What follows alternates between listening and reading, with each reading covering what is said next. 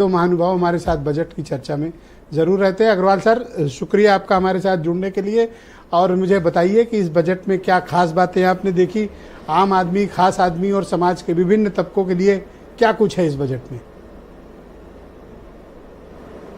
देखिए, कोई भी बजट होता है उसकी अपनी एक फिलॉसफी होती है, उसके पैटर्न पर वो चलता है। और किसी एक बजट से अगर आप सोचें कि एवरीथिंग इज सॉल्व, तो मुझे लगता है विश्व का कोई बजट ऐसा नहीं होगा कि एवरीथिंग इज सॉल्व, पहली चीज। और एक बजट दूसरे बजट की कड़ी होती है और उसके हिसाब से लगातार काम होता चलता है। अगर ऐसा होता तो मुझे लगता है आज से 50 साल पहले ही बजट बनाने की प्रक्रिया समाप्त हो चुकी होती है, नंबर एक। नंबर दो, इस बजट की फिलॉसफी अगर मैं आधी लाइन में कहना चाहूं, जो उपेक्षित वही अपेक्षित। अगर इस लाइन से मैं कहना चाहूं, टैग लाइन से, यानी कि अगर आप देखते हैं कि महिलाओं को पीछे माना गया था, उनका लेबर फोर्स पार्टिसिपेशन रेट बहुत तेजी से बढ़ा। महिलाओं का अगर देखते हैं तो सेक्स रेशियो बहुत तेजी से बढ़ा है, जो कि 150 साल से हम प्रयास कर रहे थे, नहीं हो पाया। एनएसएफएस का डेटा ही रखा हुआ है, कोई भी उठा के देख सकता है। और जहां तक इस प्रकार से चर्चा आई कि इसका नतीजा क्या होगा, तो आप देखें तो चाहे आप युवा के रूप में देखें, महिलाओं के रूप में देखें, या बिहार जिसको हम लोगों ने एक मॉडल मान लिया था पिछड़ेपन का, ठीक है, उसका एक पॉलिटिकल वेंचर आप डिफाइन कर सकते हैं, मैं उसमें नहीं जा रहा हूं, मैं उसके केवल इकोनॉमिक फिलॉसफी पर जा रहा हूं। तीनों ही सबसे नीचे पर थे।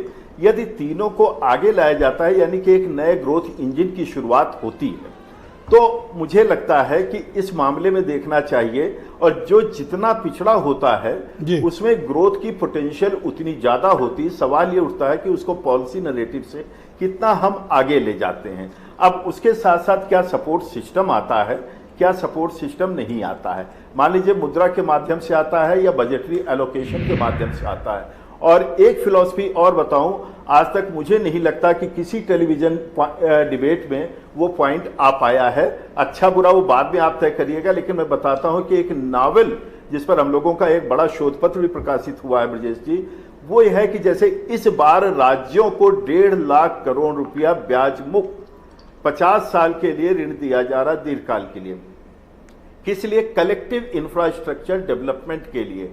और ये पिछले कई 5 सालों से ये प्रक्रिया चालू है और मुझे लगता है ये बढ़ करके, एग्जैक्ट मुझे इस समय ध्यान नहीं आ रहा है, ये 4 लाख करोड़ पार कर चुका है इस 1.5 लाख को मिला करके। और आप देखिए सारे राज्य इसमें समावेशी रूप से काम कर रहे हैं। तो देखिए, एक पार्टिसिपेटरी डेवलपमेंट होना, सबको सहयोगात्मक रूप से लेकर के चलना, और ये एक विकास की रूपरेखा होती है। केवल इनकम टैक्स में मानता हूं कि वो बहुत ज्यादा संतोषजनक नहीं रहा, जितनी छूट एक्सपेक्ट कर रहे थे, लेकिन जिस वर्ग को छूट दी गई है उनके लिए ये अहम होता है। ये उनके लिए नहीं है जिनकी आमदनी 2 लाख रुपया, 3 लाख रुपया या 40 लाख रुपया पर मंथ है। ये उनके लिए है जो नए नए मिडिल क्लास में शामिल हो रहे हैं। अगर 25 लाख लोग जो है गरीबी की रेखा से निकल करके मिडिल क्लास में शामिल हो रहे हैं, लोअर मिडिल क्लास में सही, तो उनके एस्पिरेशन को लेकर के चलते हैं, क्योंकि वो बहुत बड़ा ग्रोथ इंजन बनता हुआ नजर आता है किसी भी देश में आप देखें। और भारत में तो अगर डेमोग्राफिक डिविडेंड लेना है तो इस पॉवर्टी को कैपिटलाइज करना पड़ेगा। और इसीलिए जो बात आती है कि हम इसको अगर बाहर लेकर के आए, वो भी मल्टी डायमेंशनल पॉवर्टी है, वो वाली पॉवर्टी नहीं है कि जो केवल फूड न्यूट्रिशन बेस्ड हुआ करता था, वो नहीं है। तो एक पॉवर्टी की डेफिनेशन चेंज करते हुए, हेल्थ के पैरामीटर को शामिल करते हुए, तमाम और इंडिकेटर को शामिल करते हुए, तो मुझे लगता है कि इस फिलॉसफी को और इस मॉडल को लेकर के हमको समझना होगा। और मैं ये नहीं कह रहा हूं कि किसी का कमेंट गलत है या अच्छा है, लेकिन मुझे लगता है कि सभी को सोचना होगा कि क्या भारत अब हम उस पीछे दौर में रहे थे। क्योंकि विश्व स्तर पर आप देखिए, अमेरिका की हालत खस्ता है, यूरोप की हालत आर्थिक रूप से खस्ता है, चीन नीचे लुढ़क रहा है। क्या हम उस स्थिति में जाना सर, बाकी विषयों पर मैं आपसे सेकंड राउंड में बाकी परिचर्चा में आगे बढ़ना चाहिए, सम्मिलित कर लूंगा।